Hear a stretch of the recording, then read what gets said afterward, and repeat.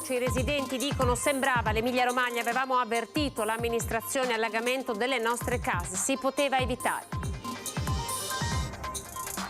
La comunità di Stoccaredo sotto shock dopo la morte del trentenne Riccardo Baù, ucciso dall'esplosione di un ordigno bellico mentre lavorava dei lavori in casa di famiglia. Il sindaco Munari: non si può morire così. Un uomo di 55 anni accoltellato nella notte davanti a un bar a Ceggia, operato e fuori pericolo. I carabinieri sono riusciti a rintracciare il presunto aggressore. Rafforzare prevenzione e repressione per stroncare lo spaccio, il consumo di droga a Mestre. Le parole d'ordine uscite dal vertice in prefettura convocato questa mattina d'urgenza. 9 poliziotti feriti dopo la partita Brescia-Cosenza, 5 appartengono al reparto mobile di Padova. I sindacati chiedono DASPO più severi e il coinvolgimento delle società sportive. Decine di iscritte Novax comparse nelle ultime ore a Vicenza, nel Mirino, in particolare l'ospedale San Bortolo. L'indignazione del neo sindaco Possa Mai: sono episodi inaccettabili. Il Padova Pride porta in piazza migliaia di persone che difendono i diritti delle categorie più lasciate sole. Le città si dimostrano accoglienti e tolleranti. A Belluno la 59esima assemblea dell'Associazione Bellunesi nel Mondo è stata la voce degli emigranti a farsi sentire soprattutto dalla Svizzera e dal Brasile. Ben ritrovati e buonasera a TG Veneto. Partiamo dal maltempo, andiamo a Bassano del Grappa. Il nubifragio di ieri ha messo in ginocchio la città. Siamo andati in quartiere Santa Croce, i residenti arrabbiati avevano avvertito l'amministrazione e chiedono i danni. Il nubifragio con grandine e vento che si è abbattuto sul bassanese ha lasciato il segno. Interi quartieri di Bassano sono stati allagati, in particolar modo nella zona sud della città. La combinazione pioggia-grandine ha rapidamente ostruito i tombini, formando veri e propri ruscelli ai bordi delle carreggiate e mandando in tilt il traffico. Particolarmente colpiti via Monsignor Negrin, quartiere Firenze, Cabaroncello e la zona del quartiere Santa Croce, dove sono stati allagati garage e cantine. Siamo in via Mozart, qui i danni del maltempo sono stati consistenti, soprattutto perché l'acqua da una zona poco lontana è defluita in quest'area. Che cosa è successo ieri? A un certo punto vi siete ritrovati con quasi 30 centimetri di acqua. Con un lago, praticamente sembrava l'Emilia Romagna. Qui il problema è legato ai tombini ostruiti dai rami, dai detriti dei cipressi o addirittura completamente asfaltati, impedendo così all'acqua di scaricarsi nella falda, dirottandola proprio in via Mozart a causa di una pendenza del terreno. Eravamo fuori con scope, con rastrelli, eccetera, a cercare di liberare i tombini da tutto il materiale che defluiva dal viale dei cipressi. È un problema che avevamo fatto presente anche all'amministrazione comunale qualche anno fa, che succedeva questo particolare. Non si è mosso niente ed è opportuno che qualcuno intervenga, che l'amministrazione comunale, che è stata richiamata ancora qualche anno fa, si dia da fare. Quando hanno asfaltato il piazzale c'era anche uno del comune dell'ufficio tecnico. Io ho detto abbassate di 2-3 centimetri in modo che l'acqua venga sparpagliata in tutto il piazzale. E quello del comune mi ha detto: cosa vuole sapere lei? E mi ha mandato via. È venuto dentro tanta acqua così, nella taverna, nel garage, dappertutto è scantinato. E così oggi si contano i danni, ma soprattutto si lavora per prevenirne altri. Se noi i tombini si otturano e se non provvediamo noi l'acqua si alza e siccome abbiamo i garaggi, se l'acqua va giù i danni sono enormi. Siamo a Gaglio, la morte di Riccardo Baù, trentenne ucciso da un'esplosione nella sua abitazione a Stoccaredo durante alcuni lavori di muratura, lascia l'intera comunità sotto shock. Abbiamo sentito il sindaco. Morire per un ordigno conficcato in un appartamento veramente è inverosimile, è inverosimile. Non trova pace la comunità di Stoccaredo dopo la morte di Riccardo Baù, ucciso da un'esplosione giovedì mattina mentre aiutava il padre e il fratello in alcuni lavori di muratura nella loro abitazione di via Colfuste. Un tubo che nascondeva al suo interno dell'esplosivo, quello tagliato accidentalmente da Riccardo, un'amara sorpresa che il trentenne ha pagato con la vita. Quello che è accaduto al giovane Riccardo Bau è veramente ha dell'inverosimile perché chi va a pensare, chi va a immaginare che in una casa come quella purtroppo dove è accaduta questa tragedia fossero annidate ben 2 bombe. 2 bombe, o meglio 2 torpedi Nebettica, potenti ordigni della Prima Guerra Mondiale, che ora lasciano l'intera frazione di Stoccareddo col fiato sospeso. Adesso c'è da mettere in sicurezza in primis ovviamente quella casa togliendo l'altra bomba e soprattutto capire quanto questa vecchia usanza sia oggi ancora letale all'interno di alcune case di Stoccareddo. E adesso diventa un problema capire come monitorare e mettere in sicurezza tutte quelle abitazioni risalenti a quel periodo che magari potrebbero essere ancora oggi interessate con qualche bomba all'interno, perché veramente non si può morire in questo modo. Una tragedia che riapre un capitolo delicato per tutto il territorio dell'Altopiano, quello dei residui bellici. Ne abbiamo parlato con un esperto di materiale bellico utilizzato durante la Prima Guerra Mondiale. È stato usato come materiale di riciclo per armare il muro e quindi creare un cemento armato. In verità non si erano accorti che era un tubo esplosivo e carico per di più. È stato un tubo esplosivo ad uccidere il 30enne Riccardo Bau, un ordigno carico nascosto tra le mura della sua abitazione a Stoccareddo, una vera e propria arma bellica, una torpedine Nebettica, un tubo sottile contenente un'alta quantità di esplosivo utilizzato durante la Prima Guerra Mondiale per rompere i reticolati nemici. Era un ordigno che veniva lanciato tramite una specie di mortaio e veniva lanciato sotto i reticolati nemici per riuscire a fare un varco tra i reticolati. Era un tubo con una miccia, aveva 2 cariche, posteriormente una carica di polvere nera che creava lo slancio e davanti aveva una carica di esplosivo eco, che è un derivato della polvere nera, che creava l'esplosione vera e propria. Un ordigno dormiente ormai da più di 100 anni, una disattenzione fatale che riapre ancora una volta un capitolo delicato in tutto il territorio dell'Altopiano. Pericolose bombe confuse per semplici tubazioni che nel tempo sarebbero state utilizzate per armare i muri delle abitazioni. Lo scopo della nostra associazione è proprio di mettere in guardia le persone dagli ordigni che purtroppo ancora oggi si trovano dove è passato il conflitto, e mettere in guardia anche da quegli ordigni che sembrano dei tubi, quindi dei semplici oggetti che in verità sono molto insidiosi. Quindi in caso di dubbio mai prendere le cose con leggerezza, bensì rivolgersi alle autorità competenti.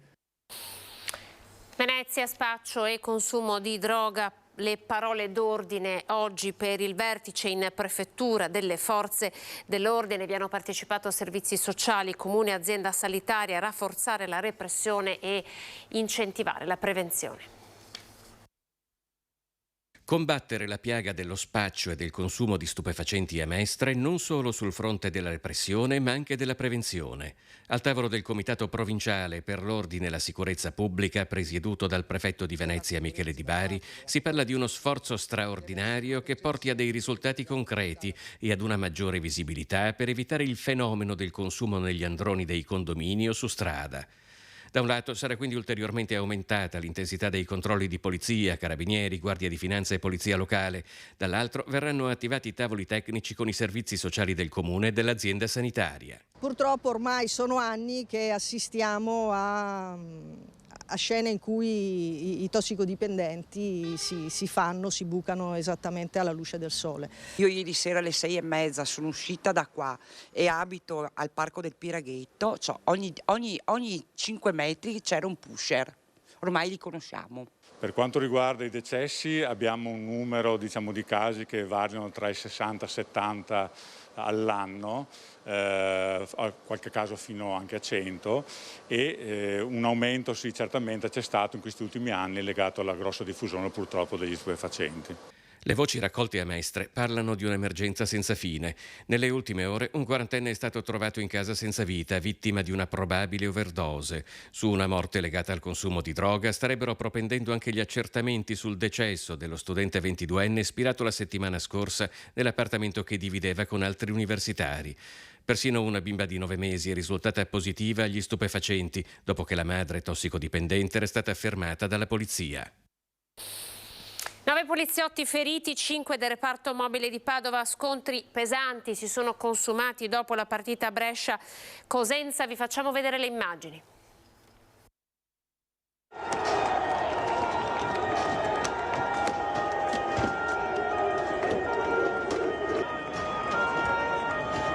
Gli scontri a Bolzano prima, a Brescia dopo, giovedì sera. Le immagini sono quelle della violenza che si è consumata quando al 95esimo minuto il Cosenza trova il gol della salvezza, con gli ultra lombardi e chi è rimasto fuori dallo stadio che tentano di sfondare le linee della polizia per aggredire i tifosi in trasferta.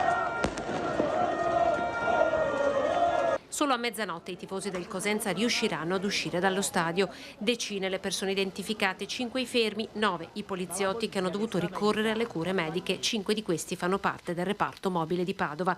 Stadi sempre più violenti ed una situazione giudicata ormai insostenibile dal sindacato di polizia, che ha chiesto in una nota l'inasprimento del DASPO. Uno strumento utile come quello del DASPO ormai ha i suoi anni e deve essere rivisto. Deve essere assolutamente inasprito, non funziona più, lo abbiamo visto 5 giorni fa sulla partita di calcio a Bolzano dove abbiamo contato 5 feriti.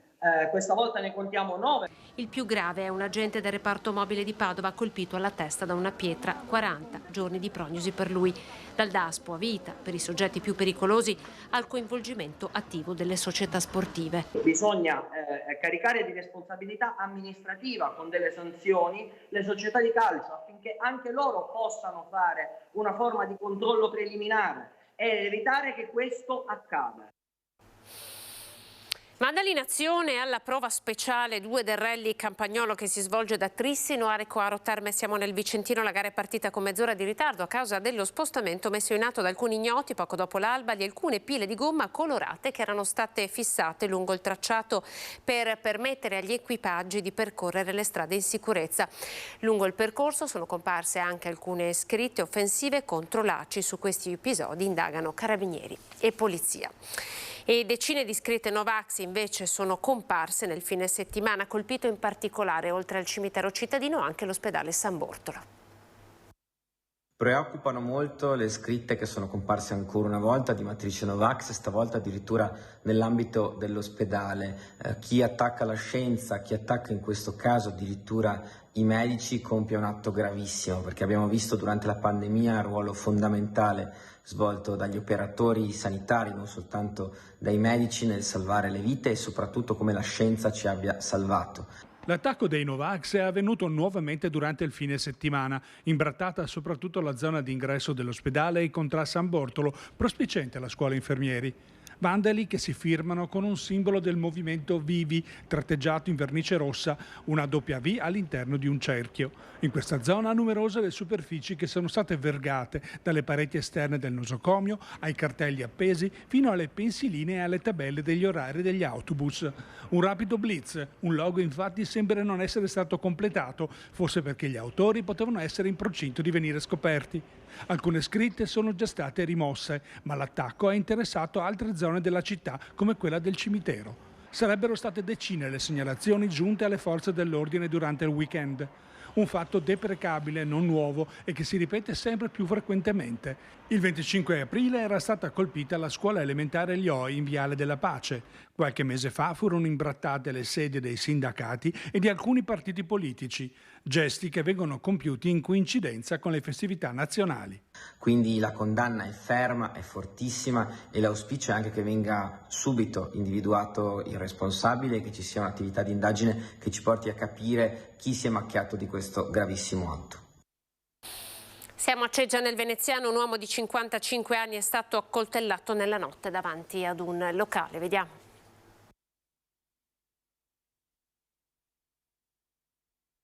Un uomo di 55 anni è stato accoltellato nella notte davanti ad un bar a Ceggia. I carabinieri subito intervenuti sul posto sono riusciti a rintracciare il presunto aggressore, un 56enne del quale non sono state rese note le generalità. Ancora non è chiara la posizione dell'uomo rispetto all'accaduto. A quanto pare entrambi i cinquantenni italiani avrebbero litigato per futili motivi. L'uomo ferito è stato colpito da un fendente alla pancia. È stata una persona che ha assistito al litigio a chiamare i soccorsi, vedendo il 53enne accasciarsi a terra. Operato in ospedale nel corso della notte, l'uomo è ora fuori pericolo. Fortunatamente la coltellata non ha lesionato organi vitali. Un altro incidente stradale, sono finiti fuori strada con l'auto che si è capovolta nel fossato, poi ha preso fuoco. I due occupanti, una coppia di Biancade, siamo nel Trevigiano, lui 28 anni, lei 25, sono riusciti ad uscire in tempo dall'abitacolo aiutati da un automobilista di passaggio cavandosela con traumi di media gravità. Il sinistro poco dopo la mezzanotte lungo la Pastumia a San Biagio di Callalta. Le cause della fuoriuscita di strada della Fiat 500 sono in fase di accertamento da parte dei carabinieri intervenuti sul posto insieme all'ambulanza del 118 e i vigili del fuoco. I due giovani sono stati trasportati in codice giallo al pronto soccorso di Treviso. Restiamo nella Marca trevigiana, varago di Macerata per l'omicidio del giovane Aymen Abda Benamur, perché a distanza di poco meno di un mese dall'accaduto gli amici gli hanno dedicato un albero diventato un luogo di riflessione anche per gli adulti. Quando viene qua cosa pensa? Penso tante cose, che la gioventù è messa male per colpa degli adulti, perché se si tiene i ragazzi più fermi, con meno soldi in tasca, penso che sia meglio. Riflessioni di una nonna che quasi ogni giorno passa accanto al parchetto, dove quasi un mese fa il 18enne Elia Fiorindi ha accoltellato mortalmente il 17enne Aymen Abda Benamur per questioni di soldi e droga. Una vicenda che qui il tempo sta già cancellando, con i segni sull'asfalto che stanno sparendo e il tendone della sagra in fase di smontaggio. Sarà per questo che spontaneamente è nato l'albero di Aymen. Qui, soprattutto la sera, i giovani che lo conoscevano si ritrovano. Hanno portato 2 panchine, dei fiori, dei lumini. Chi li osserva racconta che parlano tra di loro, fumano qualche sigaretta lasciata sul posacenere e guardano la foto che hanno appeso in ricordo del loro amico. Qualche ragazza ha lasciato anche un peluche per non dimenticare né la morte di Aymen né Elia, che ha compiuto un gesto che ha cambiato per sempre il corso della sua vita. Una storia che divide il borgo tra chi vorrebbe semplicemente dimenticare e chi invece spera serva da lezione per la coscienza di tutti. Hanno coscienza anche poca, perché se questo che è morto, l'altro avanzava soldi, allora non ti do niente e basta. Non dovevano fare questo. Peraltro io, guardi, sono italiana, ho vissuto anche fuori all'estero, per mia disgrazia sono tornata in Italia, maledetta quella volta. Ecco, le dico questo sinceramente di cuore. Ho vissuto su un paese che i miei figli sono andati a vedere, hanno detto mamma eri su una miseria peggio di qui, ma almeno là si voleva più bene. Ero abitata in Francia. Padova con il Padova Pride che ha portato in piazza migliaia di persone che difendono i diritti delle categorie lasciate sole. La città si è dimostrata accogliente e tollerante.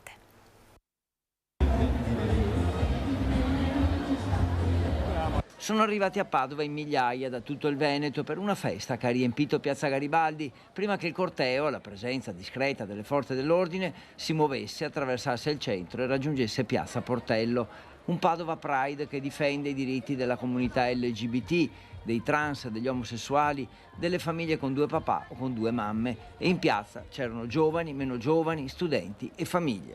Lo slogan di quest'anno è chi si cura di te, perché in questo clima d'odio pesante, in questo clima di violenza istituzionale, in questo hummus politico che non si cura affatto degli ultimi, delle minoranze, abbiamo bisogno che le persone si prendano cura le une delle altre e che la collettività si prenda cura di chi non riesce a farlo. La speranza di questa comunità è che arrivino anche prima o poi delle leggi che la sostengano e la avvicinino al resto dei cittadini. Vorremmo una legge contro le discriminazioni che è stata bocciata l'anno scorso, vorremmo un matrimonio egualitario, una forma di diritto di famiglia che equipara le famiglie omogenitoriali a quelle eterosessuali. Vorremmo un aborto libero, sicuro e gratuito. Vorremmo una medicina più femminista che si prende davvero cura delle persone. Di certo ormai da alcuni anni Padova risponde con grande partecipazione ed entusiasmo al Pride, ma per gli organizzatori non è più una sorpresa.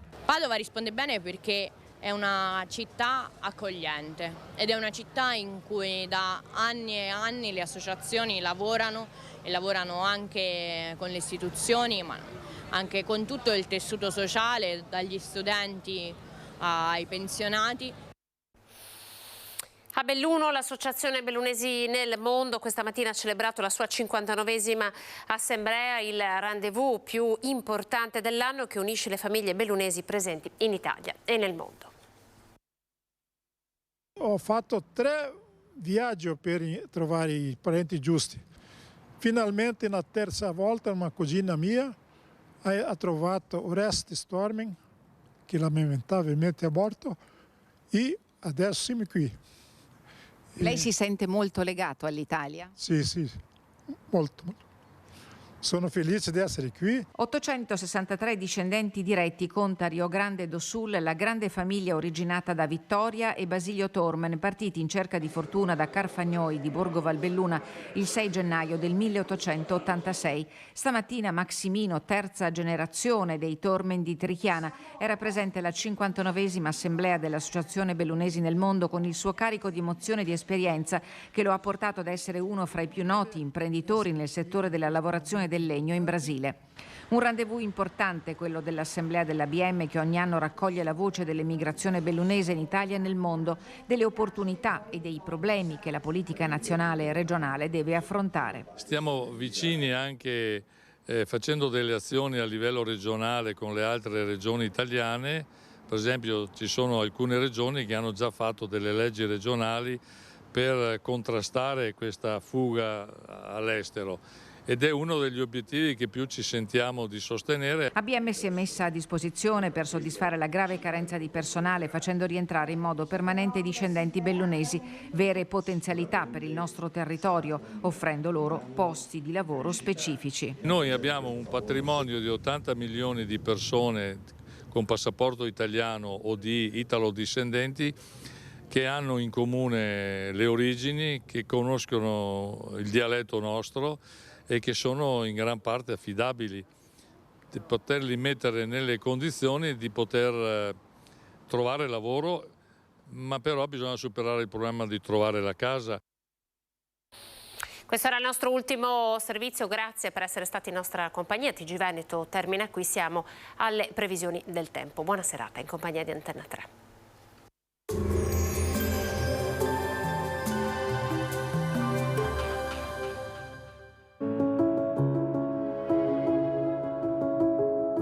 Ad accogliervi sarà Conegliano.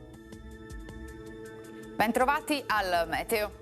Perturbazione atlantica sul nostro territorio, il tempo risulterà alquanto instabile. Vediamo insieme il dettaglio di domenica 4 giugno. Sul Veneto avremo molte nubi a fronte di alcune schiarite. Avremo varie fasi di precipitazioni a carattere sparso, localmente deboli ma a tratti anche temporalesche. Temperature in calo, minime tra 14 e 17 gradi, massime tra i 20 e i 23 gradi. Ci spostiamo ora sul Friuli Venezia Giulia, anche in questo caso sarà spiccatamente variabile con un'alternanza di sole e nubi, ma con rovesci e temporali possibili già in mattinata. Non sono escluse piogge localmente intense. Temperature minime comprese tra 15 e 17 gradi, massime sui 22-23 gradi.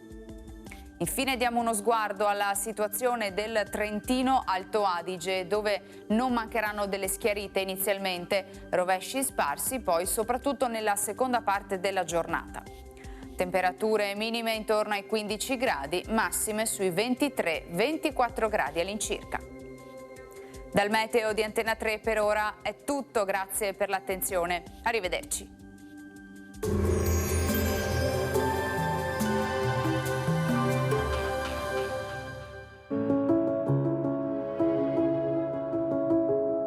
Ad accogliervi sarà Conegliano.